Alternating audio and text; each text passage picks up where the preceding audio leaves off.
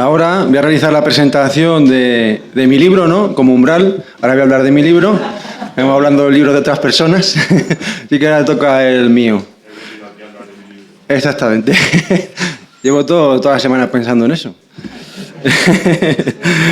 Así que, bueno, antes de nada quería... Porque, bueno, ahora explico que el libro aún no está en papel, por desgracia. Pero antes de nada quería agradecer a Félix, el primero, que por su ayuda y la fuente principal de inspiración, y que ahora va a intervenir porque también firmamos el prefacio juntos. Ha colaborado, me ha ayudado mucho. Y luego también a Alejandro, porque sobre todo la portada, que la está haciendo él, me está ayudando y bueno, la está haciendo él por completo. Y luego también, por supuesto, a Sandra, que por su apoyo, que ha sido imprescindible, claro. Y el libro me hubiera gustado tenerlo en papel ahora para el encuentro. Lo intenté con mucho estrés, que también tuvo que sufrir Sandra sobre todo, pero hace 3 semanas ya decidí que no podía y me quité el estrés un poco de encima. Y porque al final, claro, para lo de la licencia y todo eso, con la plataforma de publicación, era mucho lío y no me daba tiempo. Por eso hace 10 días sí que publiqué lo que es el proyecto en sí, de la formación de comunidades integrales revolucionarias, que espero que os haya llegado a todos, que se colgó en el grupo, en la página de RI, en mi blog, en el blog de Amor y Falcata también, en el que participo. Y el proyecto sí que está disponible para todos. Luego la parte que le complementa, que es un prefacio, saldrá junto con el proyecto en papel. Yo espero tenerlo en un mes, más o menos. Esa es la meta que me he puesto ahora, la segunda meta. La primera la he cumplido, esperemos que la siguiente, sí, para final de septiembre, la pueda cumplir. Y ha sido una de las comunidades, ya recuerdo hablar con Félix de hace pues, por lo menos 5 años, por lo menos, lo de la idea de formar comunidades. Y estando yo solo allí en un pueblo perdido de Cuenca, las montañas, yo y mi abuelo, era como Heidi, y me acuerdo quedar una vez con Félix y hablar, comentarle esta idea, y me decía con razón que era una idea un poco muy optimista, ¿no? Y muy esperanzada para el punto de la sociedad que estamos y los valores que tenemos hoy en día, y tiene razón, pero bueno, por lo menos ya dando este pequeño paso por mi parte, de que por lo menos se hable un poquito de ello, que lo tengamos en mente, que haya un proyecto también, el que plantee una propuesta, que por lo menos empiece a trabajar en esa dirección, de la que se puedan coger ideas, pues eso ya por lo menos es un primer paso. Y yo con eso también me doy por contento. Y también a nivel personal por supuesto, lo estoy intentando, formar una comunidad, y también tengo que decir que por ahora sin suerte. Pero de momento no pierdo la esperanza. Y como lo mínimo me he propuesto también que en los próximos 3 o 4 años no lo voy a perder. Ya luego después de 3 o 4 años ya veremos si la pierdo o no. Ya veremos lo que hago o hacemos. Y pues nada, entonces como voy a hacer ahora primero una pequeña explicación, va a ser breve porque tiene bastantes puntos, es un poco denso. El proyecto, el prefacio no tanto quizá, el proyecto sí, podría incluso ser más denso porque hay cosas que me he dejado, pero quería recalcar antes de nada también esto, que el proyecto que yo planteo para formar comunidades, que ha habido en la historia un montón de comunidades desde hace milenios y hoy en día sigue habiendo, y gente intenta formar comunidades de una forma u otra, neorurales o en ciudades o muchos tipos distintos de proyectos colectivos.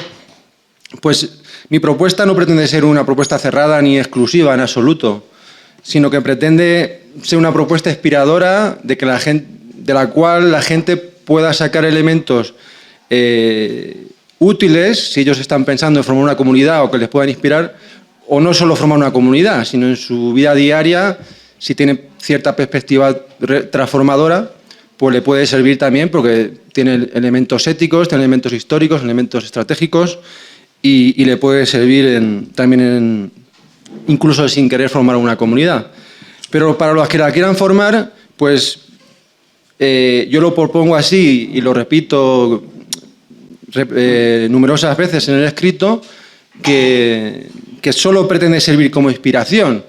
Por ejemplo, el análisis estratégico que hago no quiere decir que ese sea el correcto, ni que las comunidades se tengan que basar en ese, en absoluto. Es el mío, he intentado yo aportarlo desde mis capacidades de ahora y alguien más, las personas o la comunidad que quiera lo puede utilizar más, puede utilizar menos, pueden servirse o no de él, pero lo tendrán que decidir las personas individualmente, los miembros y luego la comunidad en conjunto también tienen que decidir los valores, las metas, la cosmovisión, la estrategia que quieren tener. Entonces será siempre la gente misma la que tenga que hacerlo. No, yo estoy totalmente en contra de que, igual que en lo político y en todos los sentidos, de que alguien venga un experto y dé una receta y diga, tiene que ser así la comunidad, o tiene que ser así la política, o tiene que ser así la economía. Lo mío es todo lo contrario, es esto, yo doy aquí unos planteamientos que pueden servir, pero la gente misma es la que a la hora de construir la comunidad, igual que a la hora de construir su vida y elegir su vida, pues es la que tiene que decidirlo y reflexionarlo. Vale, una vez esto claro, pues el primer punto en el proyecto hablo sobre el contexto, que se ha hablado aquí mucho y tampoco hace falta, creo que todos también sabéis, comprendéis, ¿no?, lo mal que estamos, así que lo salto eso. Luego sobre estrategia ya he comentado que es un análisis general, no es, por ejemplo, como la estrategia que ayer planteaba Antonio, que es a 10 años, hasta 2031, es una estrategia más definida, más metódica también. Yo hago una estrategia, un análisis más global que ni siquiera está definido el tiempo, simplemente es una etapa de preparación de las fuerzas, luego cuando las fuerzas ya sean bastante considerables, de consolidación y luego de ofensiva, cuando sea, como decía Félix, cuando el momento oportuno, ¿no?, las condiciones objetivas se den. Entonces, pues es una estrategia global que hago que puede ser de 2 ciclos, de 1, de 2, de 3, no lo sabemos. Pero yo creo que también es importante plantearlo, ¿no?, ir planteando, porque si no nos planteamos los objetivos que queremos y cómo conseguirlos, pues realmente nunca conseguiremos nada. Es la manera. Y es una de las carencias, eso lo hablo en el prefacio, así ya lo comento ahora y me ahorro luego comentarlo en el prefacio. En el prefacio hablo sobre estrategia, pero más desde un punto de vista filosófico, de por qué es importante la estrategia y por qué necesitamos plantearnos la estrategia, reflexionar sobre estrategia y proyectar estrategia, ¿no?, individualmente y como colectivos, ya digo, como comunidad, como localidad, ¿no?, luego como comarca, como pueblo. Pues decía que la estrategia es importante, lo comento en el prefacio, porque ha sido una carencia que se puede observar de todos los movimientos revolucionarios prácticamente. Con Félix he hablado una vez que los bagaudas fueron muy buenos en esto, que quizás sea una de las excepciones, quizá haya otras que yo no sepa, y seguro que hay otras que yo no sé, y otras quizá que no me haya dado cuenta de algunas cosas que haya estudiado, pero los bagaudas, por ejemplo, consiguieron grandes cosas, grandes éxitos estratégicamente. Lograron vencer al Imperio Romano, por decirlo, aunque fueron vencidos, pero realmente no. Fueron capaces de vencer a su continuador, que fue el Imperio Visigodo, ¿no?, el Imperio Visigodo de Toledo. Les vencieron, les resistieron. Lograron vencer a los francos desde el norte, ¿no?, los francos que les atacaron y tuvieron importantes batallas, y les vencieron. También a Carlomagno, el imperio, el continuador del Imperio Oriental, y luego también al Islam, claro. No le podemos atribuir a los bagaudas exactamente, pero sí a los continuadores, que fueron los pueblos ibéricos resultantes de la Revolución Bagauda, ¿no?, los navarros, castellanos, catalanes, gallegos, etc. Entonces, en ese periodo sí podemos decir que el pueblo tuvo estrategia. No tenemos ningún documento, por supuesto, de esa época y no se puede decir exactamente, pero haciendo un análisis de cómo ocurrió y de los sucesos que se dieron, pues sí podemos decir que tuvieron éxitos y se debió porque hicieron las cosas bien, obviamente. Luego, el tercer punto del proyecto, hablo sobre qué es una comunidad integral revolucionaria. Son unas nociones muy básicas, pero bueno, hablo de asamblea, que tiene que ser un movimiento, que sea un movimiento, perdón, un colectivo que se base en la asamblea, ¿no? Una toma de decisiones democrática, horizontal, que tenga los bienes en común. Tampoco digo yo que tenga que tener todos, pero yo ahora mismo apostaría por eso, pero no digo que tenga que ser obligatorio, por supuesto. Es abierto, qué cantidad de propiedad privada se puede tener en la comunidad, qué cantidad no. Eso dependería, como digo, de las personas que se juntaran y cómo querían, la visión que tienen ellos y cómo querían formar la comunidad. Luego hablo de la importancia de la autoconstrucción junto a nuestros iguales, que esto muchas veces hay confusión, pero vamos, yo creo que dentro de mi propuesta no va a haber confusión de que no es una autoconstrucción egoísta, egocéntrica del yo por el yo, sino que es una autoconstrucción junto a los otros miembros de la comunidad, a mis hermanos, ¿no? Y vamos, en mi propuesta lo dejo muy claro y tiene que estar, lo tenemos que tener, todos los que queramos formar la sociedad, nítido, porque si no, bueno, no vamos a hacer nada. Realmente sería una autoconstrucción liberal, podemos decir, ¿no? Y burguesa, y eso pues no nos puede interesar. Luego hablo del amor y el espíritu de comunalidad, que esto es obvio que tiene que estar presente y lo tenemos que trabajar mucho, porque al final, bueno, aparte que es la esencia del ser humano, lo más importante del ser humano, es la vida, ¿no? La vida se genera en un acto de amor y vive a través del amor, ¿no? Y crece, se reproduce, ¿no? con el amor. Y como es en esta sociedad, cuando hemos perdido esto, pues ya vemos cómo estamos, una sociedad jovesiana y es una locura, ¿no? Como decían antes, la gente se suicida, que es por el trabajo, pero también yo diría incluso la primera razón sea porque no hay amor, ¿no? En una sociedad del odio, sin amor, porque si hubiera también amor en el trabajo, pues seguro que no se suicidaba la gente, ¿no? Seguro. Y estoy yendo un poco rápido, perdonadme, pero como son puntos, luego podéis hacer preguntas, habrá un turno de preguntas, se podéis hacer. Pero también es verdad que ahí está el proyecto publicado en PDF, son 50 páginas, no es tanto, y ya sí que se puede leer más tranquilamente. Y bueno, mi contacto es público y cualquiera me puede contactar si tiene cualquier duda en cualquier asunto o cualquier aportación pues yo encantado y agradecido también de enriquecer mi visión, ¿no? De cómo puede ser una vida comunal, ¿no? Además, bueno, el título que no lo he dicho del libro será Vida comunal y transformación, la comunidad integral revolucionaria. Luego hablo de la familia, que es muy importante, ahora ya está desaparecida, podemos decir ya despreciada, ¿no? Incluso ha habido durante el siglo XX muchos movimientos en contra, sobre todo desde la izquierda, pero también, por supuesto, por debajo, ¿no? Han sido financiados y utilizados, ¿no? por los agentes del poder.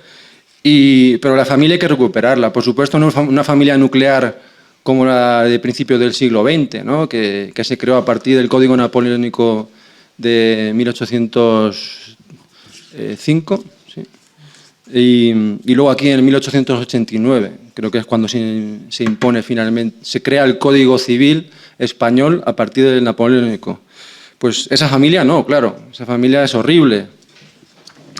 Pero sí la familia es importante, incluso todos, aún de la tradición superviviente de la cultura popular tradicional nuestra, de los pueblos de aquí, de la península ibérica, aún tenemos cierta esencia que hemos vivido de que la familia es buena, ¿no? Que hay amor, que hay... Es verdad que hay casos y casos. Yo tampoco puedo generalizar porque hay gente que le ha tocado, por desgracia, pues vivir en familias desestructuradas o con problemas. Pero yo creo que la mayoría pues tenemos una buena experiencia y una buena sensación de lo que es la familia y más aún del potencial que puede tener, porque hemos vivido una versión degradada. Pero realmente si no solo en una perspectiva de vida comunitaria, sino una perspectiva de vida transformadora, de vivir mejor, voy a decir, pero de ir haciendo las cosas mejor en nuestro día a día, sin tener nada que ver con la transformación integral, sí que podemos ir imaginando y creando nuevos modelos de familia que realmente vuelvan a recuperar el tejido social, que realmente vuelvan a crear esa horizontalidad que se está perdiendo.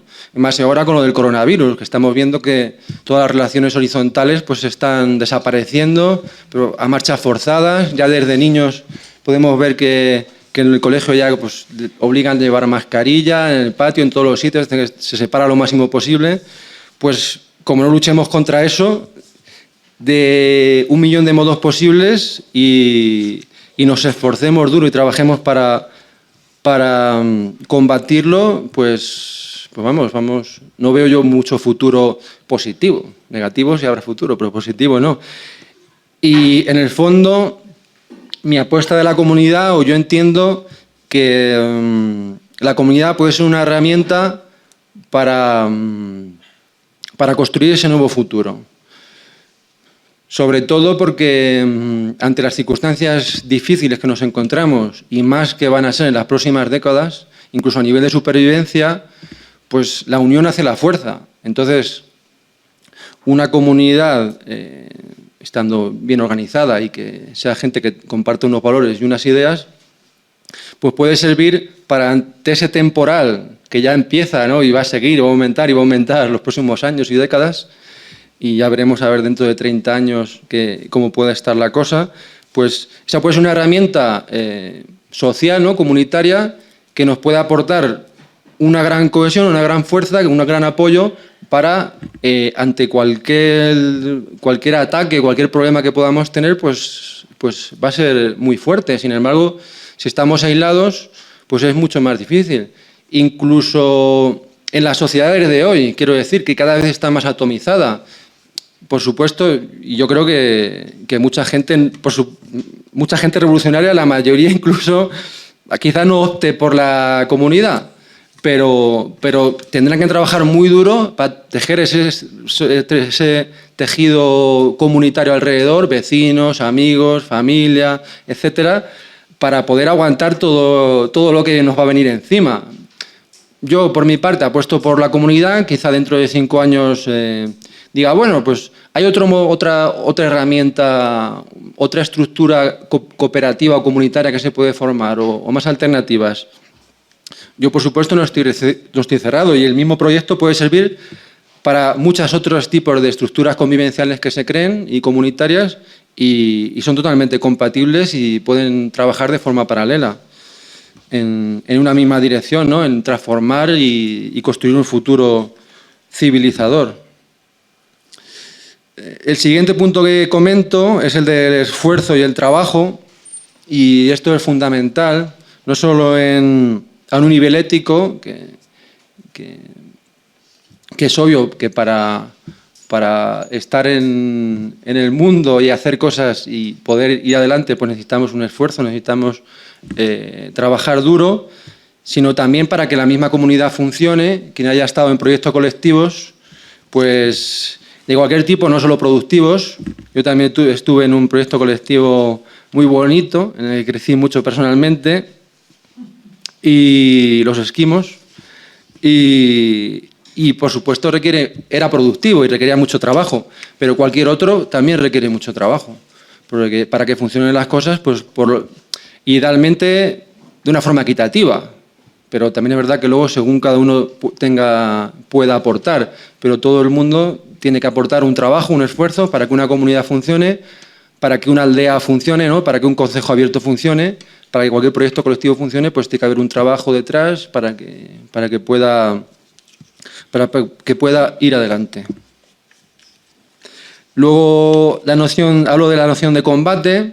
Esta quizás sea muy polémica y bueno, ya cada uno puede disfrutarla más o cogerla más o identificarse más o menos, pero doy argumentos también de por qué es importante la idea de combate. Creo que Félix y Antonio también comentaron algo al respecto y está claro, por ejemplo, el chaval este que se suicidó, ¿no? El poeta chino, que decidió quitarse la vida. Pues no, hay que combatir, ¿no? Hay que combatir. No nos podemos quedar, no nos puede dar ante la vida que nos arrolle. Y sobre todo no podemos darles ese gusto a las élites, ¿no? Porque, claro, ya vivimos sumisos y esclavos, ya si nos quitamos la vida es ya una doble alegría, entre comillas. Ellos preferirían que estuviéramos esclavos unos años más y antes de pagar una pensión muramos. Pero a ser posible, si posible, podemos evitar eso un poquito y combatir dentro de nuestras posibilidades. Y como digo en análisis estratégico, pues ahora y durante muchos años va a ser época de combate de ideas, de presentar proyectos, de cosmovisión, de propuestas constructivas y alternativas, y luego quizá pues haya un momento en un futuro lejano, por tanto por eso no le dedico importancia a quizá tomar las armas para quitar al enemigo, ¿no? Al Estado y sus acólitos, cuando sean el momento crítico, que como digo, falta muchísimo para eso. Luego hablo de las metas trascendentes. Esto es un tema importante, no le doy mucho peso, pero como digo, porque no quiero hacer un texto extenso, ni filosófico, ni nada de eso, pero es muy importante. Mismo como se comentaba antes, para tener un medio ambiente y una naturaleza potente y recuperada y fuerte y vital, pues no podemos consumir muchas cosas y tener muchos bienes materiales. Tenemos que apreciar y buscar los bienes espirituales o los bienes inmateriales. Estos son realmente los que realizan el ser humano, porque al final lo que nos diferencia de los animales pues es nuestro espíritu, nuestra alma, espíritu, mente, como lo queramos llamar. Entonces estos son lo específicamente humano y son los que realmente tenemos que trabajar. Y bueno, lo dejo aquí. Luego hablo de la vida local y comarcal, que es lo más importante. Es donde hay que centrar nuestra actividad, donde realmente vivimos, a nivel individual y luego a nivel colectivo. Ahí es donde hacemos nuestra vida, donde se tiene que hacer el combate y realmente donde tenemos que trabajar. Ahí es lo principal. Y luego hablo también de un nivel poblacional, porque no me gusta, por supuesto, nacional ni estatal, e interpoblacional, que no sé si me lo he inventado o se habrá usado, pero no lo había leído antes, pues en vez de internacional, como la nación es sinónimo de Estado, un nivel interpoblacional, ¿no? entre pueblos. También es importante proyectarse y tener estrategias a ese nivel, pero lo importante es trabajar ese nivel local, ahí es donde se va a hacer realmente la diferencia. Y ahí es donde está realmente la soberanía. La soberanía realmente pues, está en el individuo que se asocia y, pues, idealmente, en un futuro, pues, pueda formar un concejo. Y el concejo omnisoberano es donde realmente puede estar la soberanía, ¿no? Con el comunal y las milicias concejiles que aseguran y defienden esa soberanía. Y eso, por supuesto, es a nivel local y comarcal, sobre todo, que se asocian, ¿no? con los concejos cercanos. Luego ya, la última parte, es una parte más práctica y hablo sobre la necesidad de un pacto. Que como comentaba antes, pues cuando los miembros o las personas que están interesadas en formar una comunidad, pues necesitan estar de acuerdo y acordar algunos puntos mínimos, ¿no? Para los que se base esa comunidad, unas normas de convivencia para que puedan gestionar los asuntos cotidianos, ¿no? Y los no cotidianos también. Unas metas comunes, ¿no? Que diga, pues nos vamos a esforzar o buscamos esto y lo otro. Y por esto vamos a esforzarnos y esto lo queremos conseguir. Y se pueden ir renovando. Mi idea es que la comunidad, por supuesto, sea dinámica. Que es como todo lo popular, el derecho consuetudinario igualmente es un derecho vivo, oral, que se va, conforme la comunidad va evolucionando y va viviendo, se va enriqueciendo y se va construyendo y se va desarrollando. Por tanto, como decía, estos acuerdos de puntos mínimos, pues la comunidad tiene que acordar un pacto, es como lo hacía el monacato cristiano revolucionario, de ahí digamos que saca un poco la idea, y se puede hacer por escrito o no. Eso ya es simplemente que los miembros de la comunidad pues, se pongan de acuerdo en cuáles son pues sus metas que quieren buscar, su cosmovisión, ¿no? Lo principal de su cosmovisión, los valores y las normas de convivencia básicas para que la comunidad funcione. Entonces, cuando vayan a formar la comunidad, pues acuerdan estos puntos mínimos, ¿no? Acuerdan este pacto y así pues tienen a qué atenerse y saben por lo que trabajar. Y luego, si alguien más, ¿no? Alguien posteriormente quiere formar parte de la comunidad, pues ya sabe qué tipo de comunidad es, ¿no? Y qué tiene que aceptar, ¿no? Pues son ese pacto, ¿no? Que son esa cosmovisión, esas ideas y esas normas que la comunidad tiene. Y como he dicho, es dinámico y van evolucionando el pacto. Y luego hablo de la necesidad de un periodo de prueba. No es totalmente necesario, creo que digo que es casi obligatorio, pero porque simplemente no creo que estemos listos, casi nadie, para formar una comunidad de repente, ¿no? Simplemente decir, bueno, pues acordamos unas cosas, tenemos esto en común y venga, la formamos. Vamos a poner todos los bienes en común, nos vamos a esta casa y este terreno y empezamos ya a organizarnos asambleariamente, a vivir en común o vivir en casas separadas pero con la mayoría de los bienes o muchos bienes en común y todo va a funcionar de repente así estupendo. Pues eso es casi imposible. Quizá en otra época histórica, en otros contextos, pues quizá en alguna vez se hubiera dado, pero eran gentes convivenciales, gentes que estaban acostumbradas a compartir mucho, gentes que estaban acostumbradas a una frugalidad, no a un esfuerzo. No tenían tantos pájaros en la cabeza como nosotros, que tenemos 1000 libros en la cabeza, 1000 películas, 1000 canciones y 1000 ideas, y cada uno va por lado y luego salían unas discusiones de la leche. Entonces, por tanto, pues necesitamos ese periodo de prueba para empezar a convivir. Yo, por ejemplo, digo de no tener los bienes en común, pero compartir de forma equitativa, pues todos ponemos lo mismo a, digamos, esta precomunidad o protocomunidad y trabajamos más o menos lo mismo y aportamos. Y ya empezamos a trabajar esa convivencia, a conocernos e ir desarrollando las aptitudes que nos permitan luego ser sujetos aptos para la vida en común. Entonces, este periodo de prueba lo considero casi imprescindible y...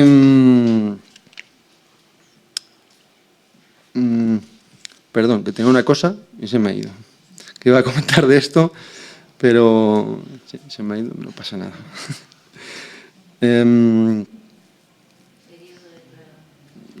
Sí, lo tengo, pero es que ya había pensado algo, pero bueno, luego da igual, como luego vamos a seguir hablando, quizás luego me venga. Y pues nada, los dos últimos puntos del proyecto pues son los más prácticos aún, estos son más prácticos, ahí ya voy a un nivel más, por decirlo, cotidiano y pragmático e intento presentar algunas ideas, ya digo que son orientaciones, de puntos que se debían tener en cuenta y doy alguna idea de cómo se podrían plantear desde mi punto de vista. Por ejemplo, algo importante es la autogestión de la salud, que se ha hablado aquí también, la autogestión de la educación. Doy alguna pincelada, por supuesto por la extensión pues no me puedo realmente extender mucho, ¿no? En el texto me refiero, aquí tampoco, ahora. Por ejemplo, ¿no? La autodefensa también, la importancia del vigor físico, ¿no? Y de cuidar la salud en un sentido también físico y de trabajo. La natalidad.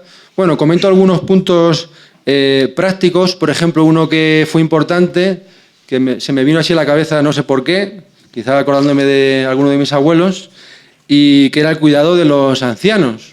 El cuidado de los ancianos. Pero claro, si formamos una comunidad, sobre todo pienso más en gente joven, pero o no, gente no. Si es gente de 40 a 50, pues tendrá que pensar en sus padres y estará más cerca de si forma la comunidad y luego qué pasa si nuestros padres necesitan nuestra ayuda, ¿no? Y y necesitan y les pasa algo, ¿no? Que a veces tienen enfermedades o tienen invalidez. ¿Y qué pasa? Pues hombre, la residencia, pues en un aspecto límite lo podemos utilizar, pero a ser posible, mejor no llevar a nuestros ancianos a la residencia, ¿no? Mejor cuidarnos nosotros con amor. Entonces, yo ahí planteo dos posibilidades de que la comunidad, desde mi punto de vista, se debe hacer cargo de si alguno de los mayores, ¿no? De los padres, de los miembros, pues es necesario cuidarle, que la comunidad se pueda hacer cargo. Pero luego también planteo otra posibilidad, que se podría decidir que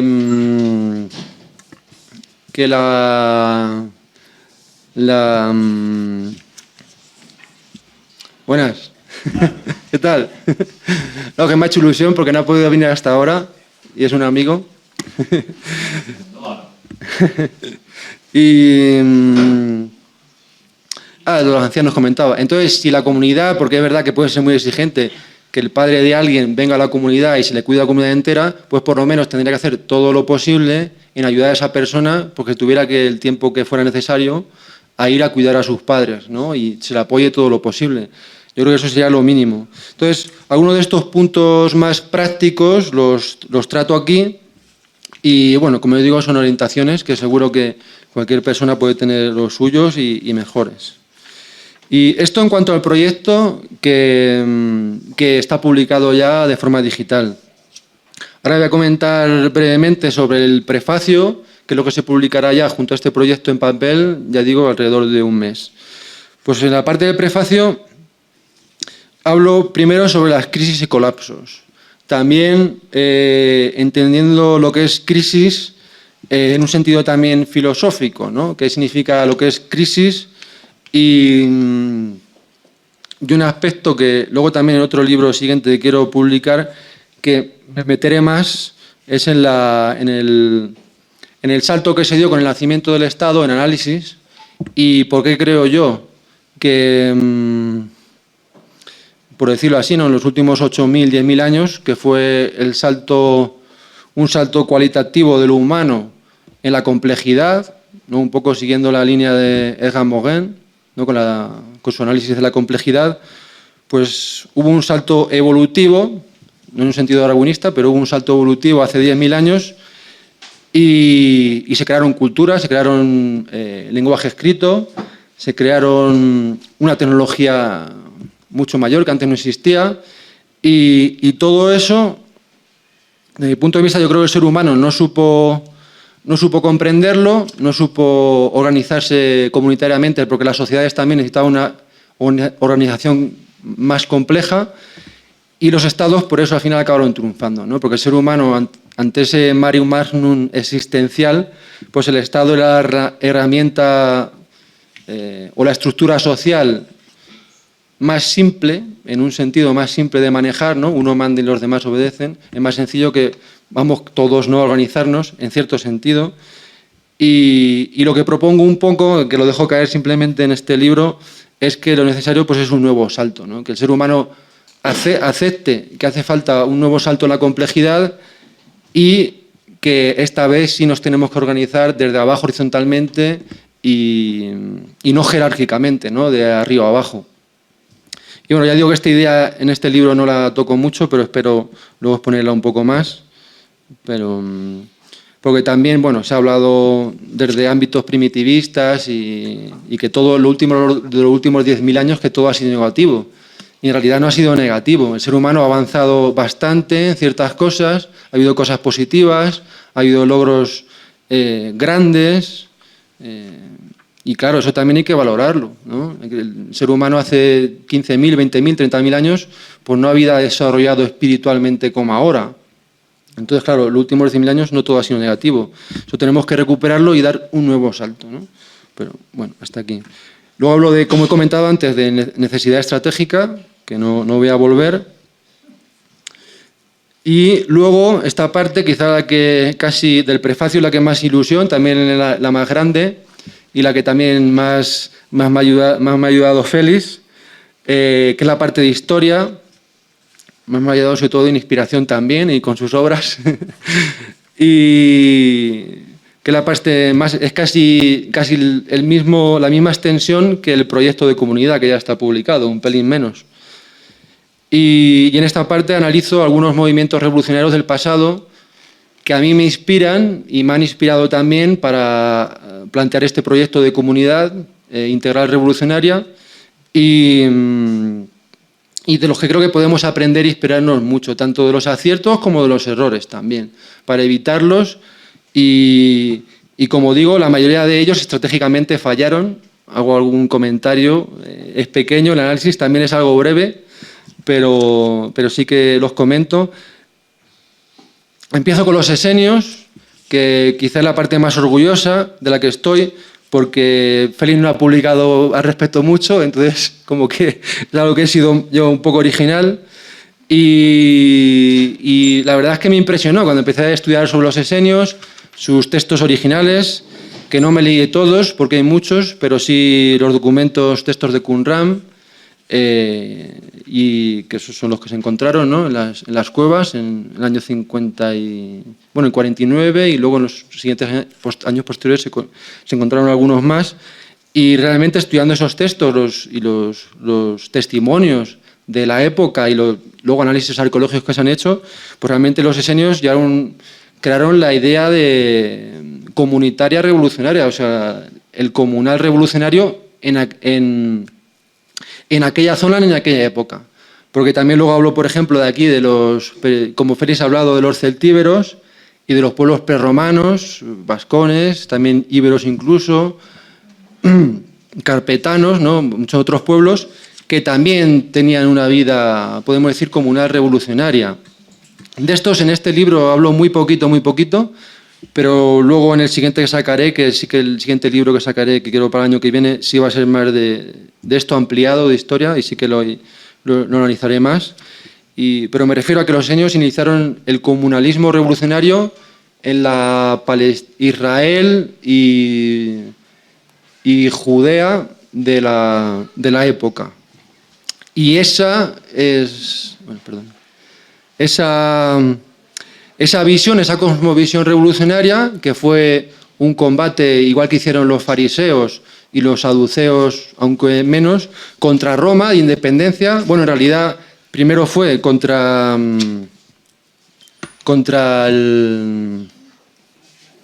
los helenos, luego fue ya contra Roma en el año 49, que es cuando cuando la toma de Jerusalén, 49 a.C. Pues esta cosmovisión revolucionaria de los esenios, luego los cristianos y Jesús, yo creo que directamente pues fue un esenio más, pero que se dio cuenta que los esenios tenían sus fallos, sobre todo estratégicos, y en parte eran demasiado sectarios, y Jesús creo que entendió esto y le dio un nuevo impulso y lo actualizó y lo mejoró, la cosmovisión esenia. Al final, por ello también los esenios en el año 70 sobre todo son aniquilados en la toma de Jerusalén de Roma, en la segunda, creo que esa es la segunda, sí. Y luego hay una tercera en el año 130. Bueno, pues los esenios del año 70 son casi desaparecidos, aunque luego hay una pequeña resistencia y hay algunos focos pequeños. Y los cristianos no. Los cristianos, sin embargo, destruyen Jerusalén, que era donde estaban los primeros cristianos y los discípulos de Jesús, y sin embargo se empiezan a expandir, se expanden por todo el imperio y al final, pues, realmente, pues, han representado en todo el mundo, ¿no? Conocemos la significancia que ha tenido, ¿no? El cristianismo. Es verdad que en parte ha sido por la Iglesia Católica, pero eso es incompatible el cristianismo con la Iglesia Católica, aunque nos intenten vender lo contrario, pero lo explico muy detalladamente, y Félix también lo ha explicado varias veces, que no tiene nada que ver. Y bueno, luego ya hablo sobre los donatistas y circunceliones, que también se ha aportado algo nuevo en este sentido. Fueron unos cristianos norteafricanos ya tardíos, que cuando el resto de cristianos se hicieron pacifistas y se los cargaron, ¿no? Y crearon la Iglesia Católica en el 300, pues ellos, sin embargo, se resistieron, ¿no? Y lucharon contra Roma heroicamente, y por eso ese sentido positivo revolucionario que recojo. Y luego comento un poco sobre el monacato revolucionario, las diferencias, ¿no? El monacato de San Agustín oficial, negativo, reaccionario, y luego el monacato revolucionario, que también pertenece a Salviano, que traduje su libro hace 3 años, bueno, lo publiqué hace 3 años, la traducción, y Salviano pues pertenecía a esta parte revolucionaria, esta parte positiva, transformadora. Luego comento un poco, como he dicho, sobre los pueblos prerromanos hispanos, demasiado poco, y luego hablo sobre los bagaudas.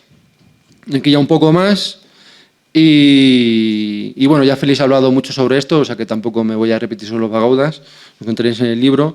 Y luego enlazo los bagaudas realmente, que son los iniciadores de la revolución altemedieval, y hablo un poco de los pueblos ibéricos que surgen, cómo surgen, y demostrando con argumentos, pero sobre todo con citas y bibliografía, pues cómo tener una naturaleza positiva, revolucionaria, y que luego pues se recoge en fueros, y se recoge, que cito algunos, en fueros y en otros documentos. Esto en cuanto a la historia. A la historia lejana. Luego, en el punto número 4, hablo sobre un análisis más reciente de comunidades o estructuras parecidas a las comunidades o fraternidades en la historia del Estado español reciente, de las últimas décadas. Y realmente, como ha habido muchas comunidades, sí que puede haber habido muchas comunidades dispersas, ¿no? Y de gente con muchas buenas intenciones y que ha hecho cosas positivas, pero por desgracia, tanto las pasadas como las que hay ahora son desconocidas. Realmente pues tampoco tienen un proyecto que lo lleguen a la sociedad, y por tanto no las puedo analizar aquí. Aunque algunas seguramente pues sean bastante revolucionarias, pero esas no las puedo analizar. Si no se dan a conocer tampoco ellas, tampoco supongo que quieran ser muy transformadoras, porque claro, para ser transformadora hay que estar con la sociedad e intentar influenciarla, ¿no? y darle energía, ¿no? Y aportar. Entonces, quizás son bastante, pero no se atreven a dar el paso, pero por tanto no las puedo analizar. Y analizo las ecoaldeas, que por suerte o por desgracia son más conocidas. Ya alguien también me ha hablado de que ha pasado por ecoaldeas, aquí hay varios, y no me han hablado bien de ellas nadie, de momento. Y entonces un amigo también que ha tenido mucha experiencia con ecoaldeas me enseñó mucho de ellas. Entonces el análisis que hago es bastante crítico de las ecoaldeas. Es una propuesta de neorrural, de vida comunitaria neorrural, que es famosa y está bastante bien. A veces hay gente que la rechaza mucho y luego hay gente que tiene un poco una idea romántica de que es positivo y tal, y que intenta algo positivo. En realidad, si te metes a conocerla, ya se te quitan la ilusión de esas positividades. Pero eso, yo hablo sobre todo de un análisis más también, una investigación. Dependen de subvenciones bastante, y sobre todo no tienen dos ideologías. Una es el ecologismo, que ya se ha hablado también un poco aquí, que es más bien ecofascismo, ¿no? Y claro, pues eso no le permite realmente no ya hacer la revolución, sino ni siquiera ya aportar a la naturaleza y al medio ambiente, ¿no? Con esa ideología que ya es estatal al 99%, pues no se puede hacer mucho. Y luego los orientalismos, que también están bastante extendidos, y yo me sorprendí cuando hice la investigación. Es muy fácil porque casi todas las ecoaldeas, sobre todo las principales, que son bien conocidas, tienen página web, y también ahí os podéis meter, y la mayoría viven de eso, se dedican de eso, y casi todo. Hay algunas que su página web está totalmente dedicada a eso. Cursos de yoga, talleres, encuentros tántricos, todo ese tipo de cosas que bueno, que son muy respetables. Pero el problema, claro, es cuando ya, digamos, esa ideología orientalista te hace perder tu propia cultura, ¿no? Te acultura, y luego no te permite tener una cosmovisión transformadora y civilizadora, que simplemente, sobre todo los orientalismos, que ya incluso en los tiempos de los cristianos también existían, porque el hinduismo se creó en tiempos inmemoriales, ¿no? Y luego el budismo y el jainismo, son dos corrientes que salieron de él, son del siglo V antes de Cristo. O sea que estas corrientes ascéticas orientalistas tienen ya la tira de años, y han estado ahí y han influenciado, por supuesto, a los esenios, también les influenciaron, que lo comento, y a una parte del cristianismo también, les influenció negativamente. Pero esta parte ascética de yo solo me preocupo, ¿no? Me preocupo de mi bienestar, de mi bien, de estar tranquilo, la paz interior, en despreciar incluso lo físico, el trabajo manual, pues al final, claro, pues es racional, porque el trabajo manual, el esfuerzo, el combate, el compromiso, pues es fundamental. Si no, no se puede conseguir nada, y si no, pasa como los orientalistas, pues que son gente sumisa, sin conciencia y sin ganas de transformar la sociedad. No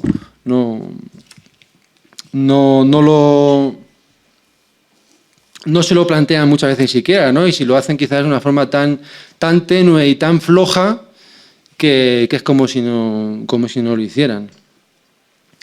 Y luego ya hablo sobre el sujeto, la importancia del sujeto. Este es un análisis que sí es filosófico, y en el proyecto que está publicado es más bien práctico, ¿no?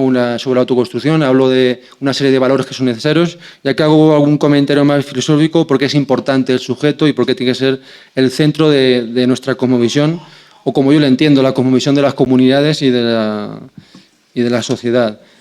Y luego comento otro asunto que se me ocurrió también, porque, claro, quizá no solo sea necesario un periodo de prueba, como he comentado antes, ¿no?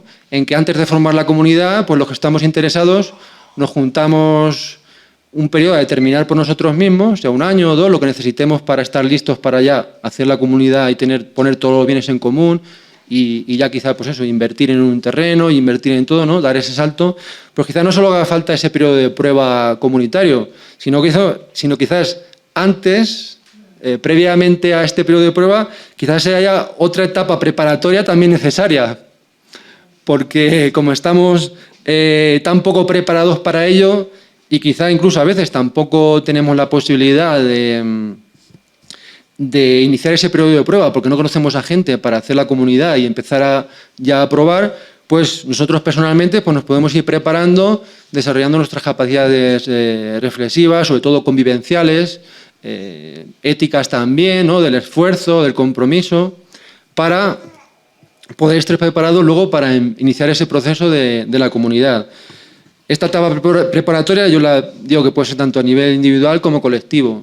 Y a nivel colectivo, sobre todo, pues participando en proyectos colectivos todos los que se puedan. A nivel comunitario, pues de huertas colectivas, de talleres autogestionados, todo lo que se pueda, para irnos preparando esas facultades relacionales, sobre todo, para poder luego, en un futuro, si lo tenemos en mente, pues dar el salto a la creación de una comunidad. José está fascinado por uno de los documentos que se encontraron en las cuevas de Qumran, que es la regla de la comunidad de los esenios. ¿O me equivoco? Y el documento de Damasco también. El documento de Damasco es el segundo. Bueno, perdón, ¿la regla de la guerra? La regla de la guerra, 3. Bueno, ya sabéis, se encuentran en unas cuevas, unas vasijas grandes donde hay hasta 200 documentos anteriores a las guerras judías, en los que la sociedad judía es laminada por los romanos definitivamente. Aquí lo que parece, ya se sabía, creo que la regla de la comunidad se conocía su existencia, o por lo menos fragmentariamente, ¿no? Pero el documento que se encuentra completo está allí. Es un texto del siglo III que establece la vida comunitaria para lo que aquí se ha llamado el movimiento esenio. El movimiento esenio es un movimiento que aparece en Judea, probablemente en el siglo III, y es uno de los que hay por allí, ¿no? Hay otros movimientos, pues son el movimiento de los nazarenos, el movimiento de los bautistas, que eran la gente que se purificaba por el agua, la idea de que el agua purifica, y el movimiento que luego se llamaría cristiano, que inicialmente no se llamó así. Yo entiendo que inicialmente se llamó ebionitas, eran los ebionitas. Todo esto pues fascina porque es colectivo. O sea, los esenios sobre todo vivían en comunidades rigurosas. ¿Cómo eran esas comunidades? Pues yo he visto 3 o 4 versiones y difieren las versiones. Los estudiosos no se ponen de acuerdo. sobre qué había allí, pero el caso es que eran comunitarios, eso sí está claro, ¿no? Para mí todo esto es importante, aunque yo de las cosas que ha dicho José, pues en algunas soy bastante escéptico, ¿no? Pero es muy importante porque en una situación de crisis de la sociedad, de las sociedades, porque es todo el mundo el que está en crisis, no solo Occidente, pues nadie mira hacia lo colectivo, todo es buscar soluciones, el Estado nos da más, somos, pues no sé, pedigüeños del Estado todo el día con el dame, es lo único que se ve aquí, ¿no? Y luego pues la fe en la tecnología, quizás lleguen unos robots maravillosos o yo que sé qué chisme y nos liberen del todo. Entonces, pues esto es muy interesante que se mire hacia otras sociedades y otras épocas muy lejanas en busca de soluciones comunales y colectivistas. ¿Las ha habido? Sí, las comunas hippies. Las comunas hippies, pues yo tuve una muy interesante conversación con una persona que había estado en una comuna hippie en Cataluña hace unos meses. Pero claro, el problema de los hippies es que odiaban el esfuerzo y entonces ellos creían que ese asunto de las comunas lo habían inventado ellos, cuando a lo largo de la historia en muchas sociedades pues han existido. Ellos no quisieron estudiarlo. Las comunas hippies duraron aproximadamente unos 3 años, ¿no? Y la gente que ha estado allí no tiene ningún buen recuerdo. Yo entiendo que no tengan, sobre todo las mujeres salieron de allí muy desesperadas, ¿no? Luego están las ecoaldeas, que es una versión todavía más degradada de las comunas hippies. Pero ahora, dejando aparte todo eso que es malo, pues me parece interesante lo que José Francisco está haciendo por el componente de preocupación por lo colectivo. Luego hay otros temas históricos, como es las colectividades en la guerra civil. Se supone que las colectividades de carácter anarquista fueron colectividades, no lo fueron en absoluto, eran sistemas jerárquicos autoritarios dirigidos por CNT-FAI que funcionaban pues, en la parte agrícola a partir del IRA, que era el Instituto de la Reforma Agraria Republicano, que era quien los financiaba, y en el terreno industrial pues los financiaban el Ministerio de Industria de la República y luego después el Banco de España en su versión republicana. Yo no entiendo cómo todavía algunos libertarios siguen defendiendo esto cuando hay estudios muy exhaustivos, estudios fácticos de hechos particulares que demuestran es que esto fue falso. Por ejemplo, una colectividad que supuestamente se construyó en una fábrica de Barcelona, en una fábrica metalúrgica de unos 400 trabajadores, hay un estudio que ya tiene 30 años que demuestra que allí no hubo ninguna colectividad, como nada más que capitalismo de Estado dirigido por CNT-FAI, ¿no? Que es bueno, lo que yo había llegado, ¿no? Entonces, bueno, pues esto puede ser interesante como estímulo lo que quiera hacer, pero vamos a ver, volviendo al presente, ¿nosotros estamos en condiciones de vivir la vida comunitaria? La respuesta es no, no estamos en condiciones. No tenemos la suficiente calidad humana. Realmente es así, ¿no? Esto no es un fenómeno nuevo.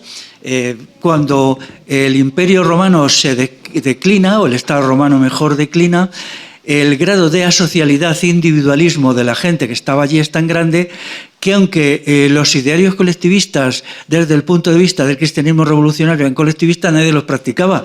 Allí lo que hacía la gente es irse sola. Era el monje es de monos, griego. Y entonces lo que había eran no comunidades colectivas, sino inicialmente hay una etapa de monos, de monjes, de gente solitaria. Incluso se les llamaba solitaria en los documentos de la época.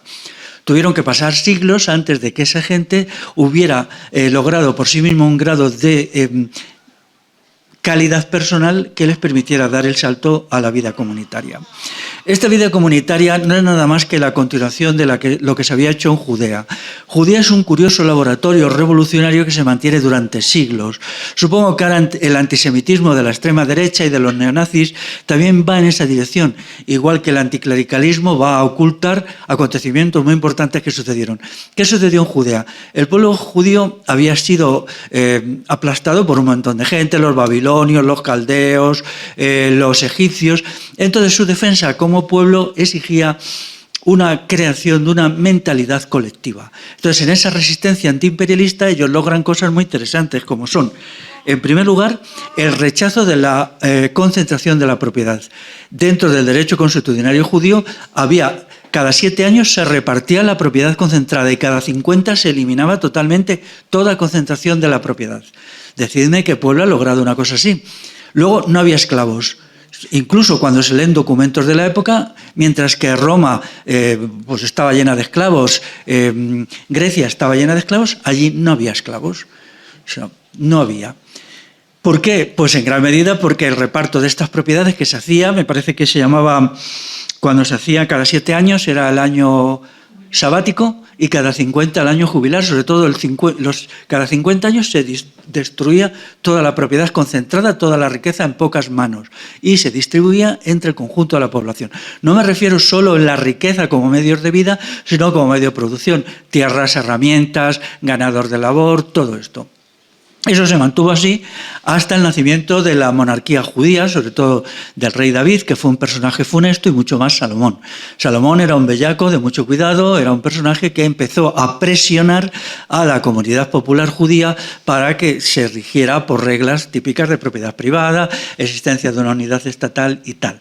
Pero se crea una dicotomía muy fuerte entre el Estado judío, de estos reyes, David, Salomón y todos estos, y el pueblo. El pueblo se mantiene. Y de hecho mantiene estos modelos de propiedad colectiva y de no existencia de esclavitud hasta pues la llegada de los romanos. Cuando los romanos llegan, llevados por las élites judías, porque las élites judías son colaboracionistas y cipayas al 100%, entonces el pueblo continúa. Y lo que hay es una efervescencia revolucionaria continuada. Por eso los esenios, ellos eran antiimperialistas, pero eran sobre todo antiimperialistas colectivistas. Había otros antiimperialistas individualistas que eran esencialmente los celotes. Los celotes podemos llamarles nacionalistas en un sentido clásico, los esenios no. El movimiento esenio fue muy inspirador por lo que tiene de creación de colectividades, de tal manera que nos han llegado las reglas de la comunidad, las reglas de la guerra y también la regla de... ¿Cómo se llamaba la otra? El documento de Damasco. Como se falsea todo, porque aquí hay gente que tiene una cara dura inmensa, a los esenios se les ha presentado como una especie de místicos pacifistas y tal, hasta que luego en una de sus comunidades se encontró el sitio donde hacían las espadas, ¿no? Ellos fabricaban espadas, a veces de bronce y generalmente de hierro. Entonces se acabó con esta historia, ¿no?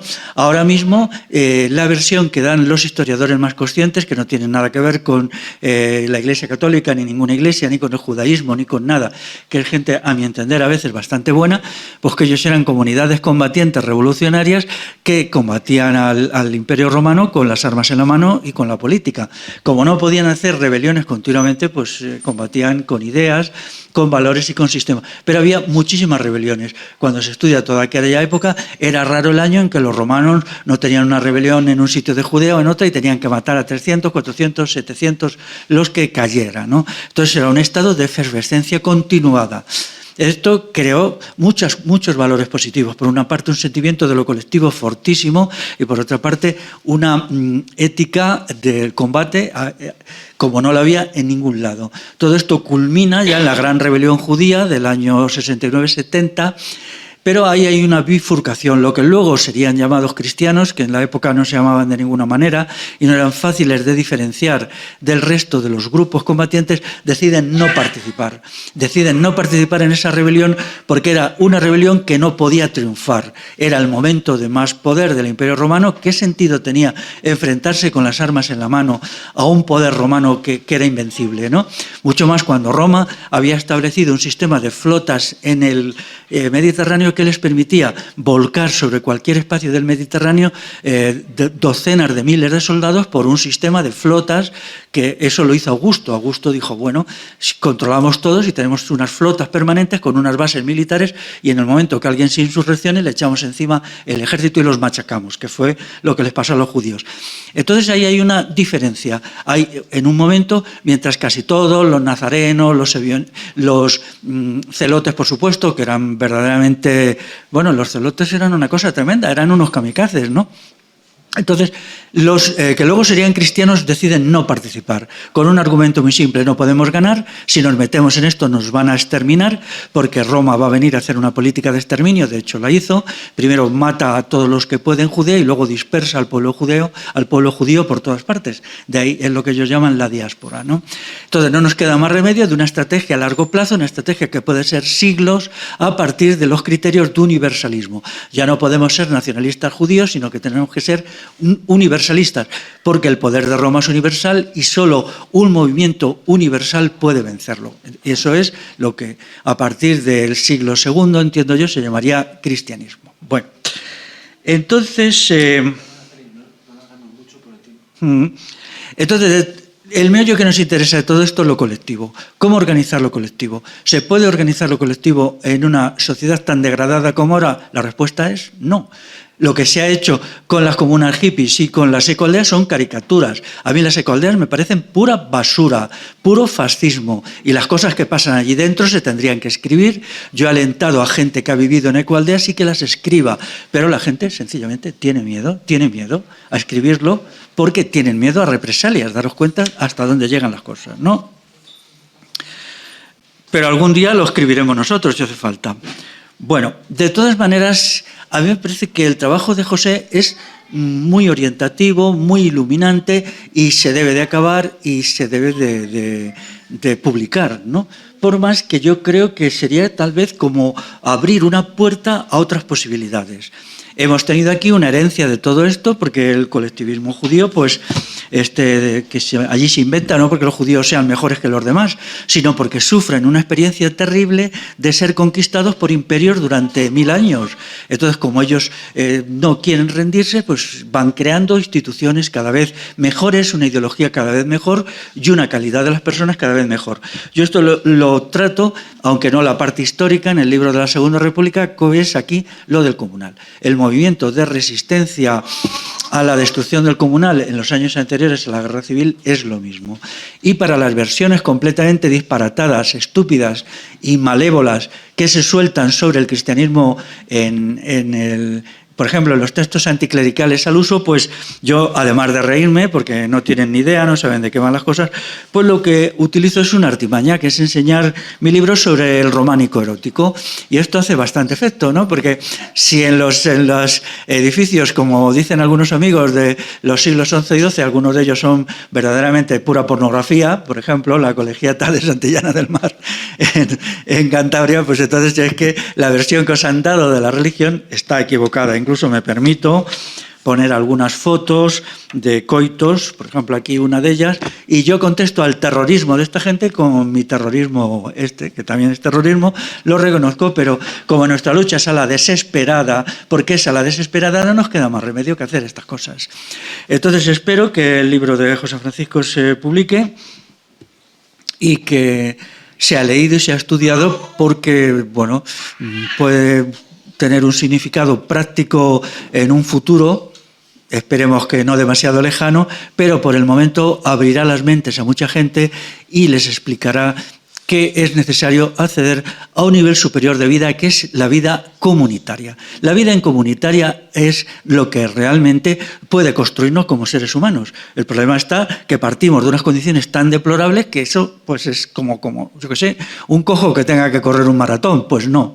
Pero bueno, podemos hacer un milagro, que nos crezca la pierna que nos falta, dejamos de ser cojos y corremos el maratón. ¿Por qué no? Hola, bueno, muchas gracias por la exposición. Una cosita, entonces a mí no me ha quedado claro, porque lo que veo es que es un análisis de que realmente no estamos preparados o no tenemos calidad humana para vivir en comunidad, pero por otro lado, lo que yo estoy entendiendo es que precisamente cuando se crearon esas comunidades eran momentos en que había muchísimas presiones y este momento presente, más que nunca, parece que es un caldo de cultivo para poder crear comunidades o unirnos precisamente porque estamos siendo súper presionados y más que vamos a ser.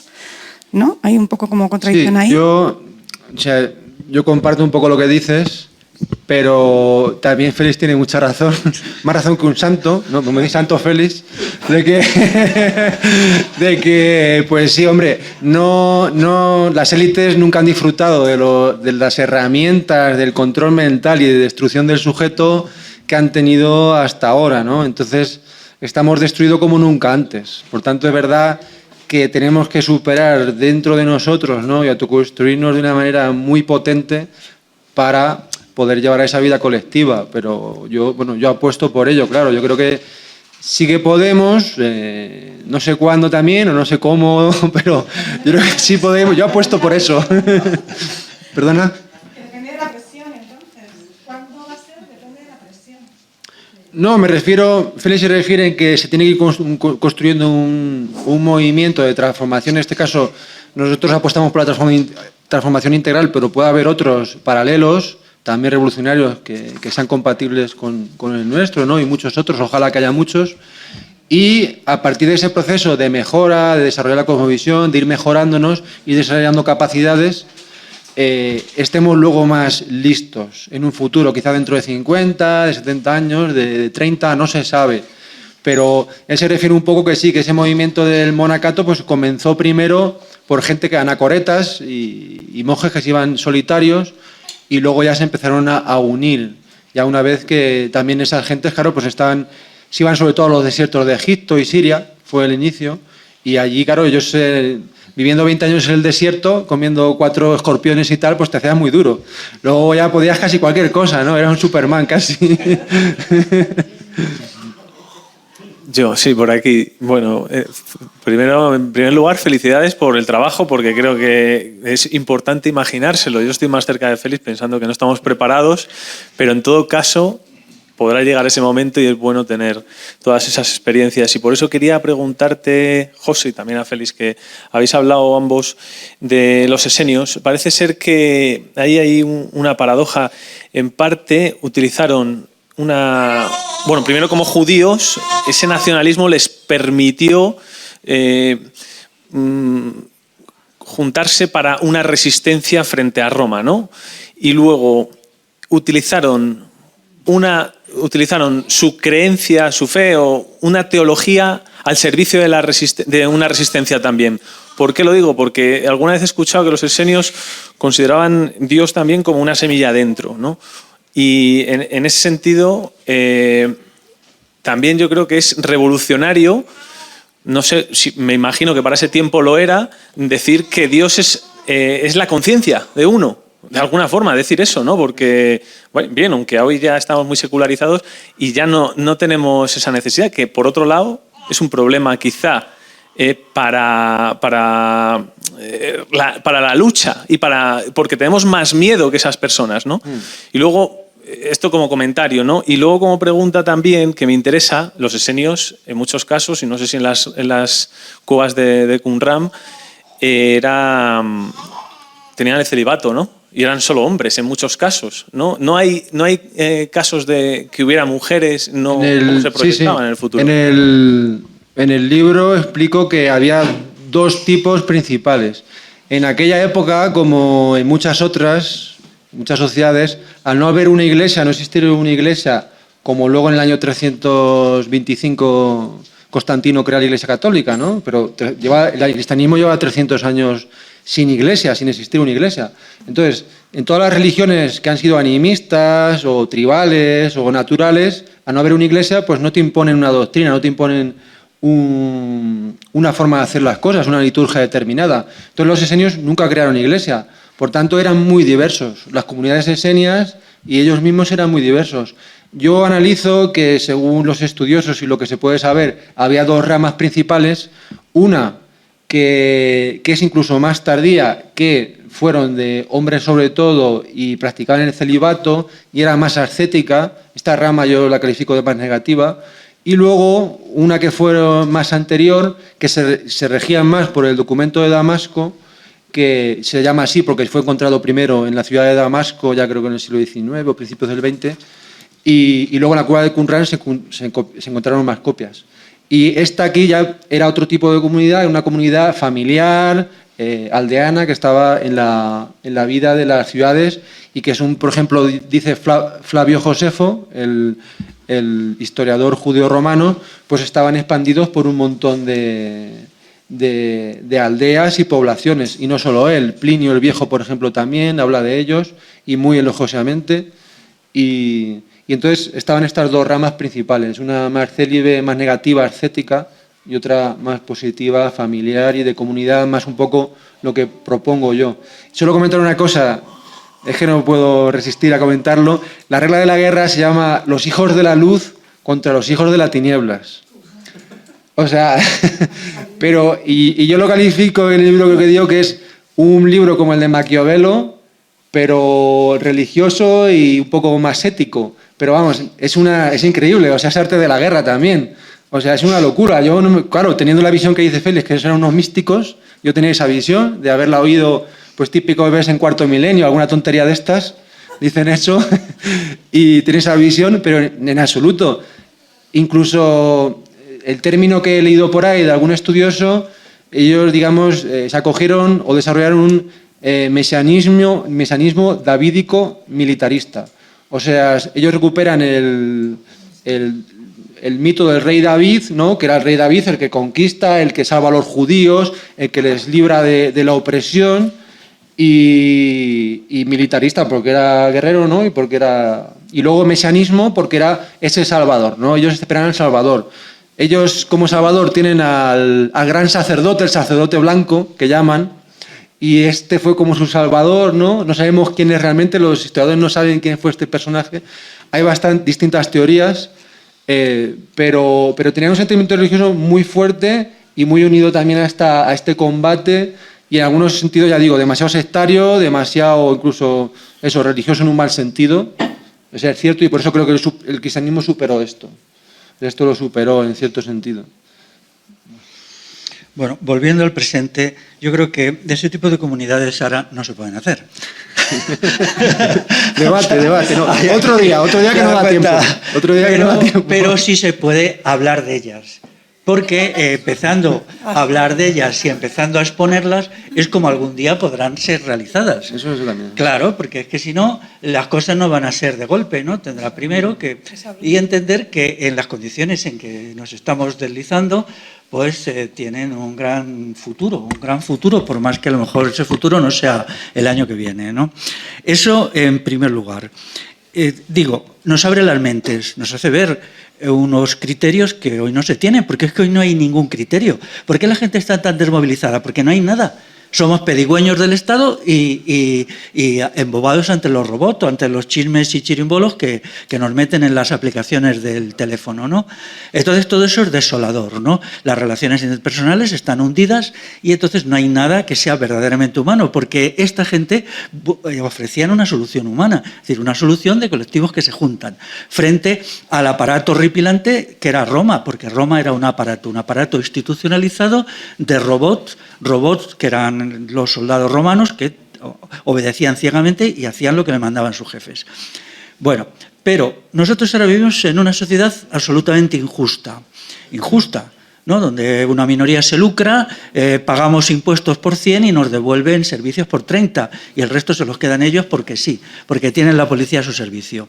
Entonces yo entiendo que los pasos tienen que ser de una sociedad como la actual, injusta e hiperindividualista en el peor sentido de la palabra, a una sociedad justa. Y eso sería el paso de la revolución integral. Una sociedad basada en la justicia y en una individualidad positiva y no negativa, porque ahora somos individualistas para lo malo, no lo neguemos. Somos muy individualistas para pegarnos con los otros, pero no somos individualistas para tener dignidad, para tener autorrespeto y para saber incluso convivir con el otro, incluso con diferencias. Por lo tanto, de una sociedad injusta pasamos a una sociedad justa y luego de ahí damos el paso a una sociedad comunitaria voluntaria. Entonces esa sociedad comunitaria voluntaria tiene que basarse en una cosmovisión del amor. Siempre que esta cosmovisión del amor tenga dos elementos contradictorios internos que son: las contradicciones existen, los conflictos entre las personas, entre los grupos existen, siempre van a existir, porque eso es inevitable, ¿no? Entonces hay que buscar fórmulas para que esto se realice, se resuelva los conflictos internos. Y luego, en segundo lugar, siempre va a haber emergencias del mal, emergencias de la tiranía, nunca va a haber una sociedad utópica. Entonces eso exige tener una movilización permanente y una ética sodalicia. La cuestión de la libertad es de tal manera que la libertad solo puede existir en peligro.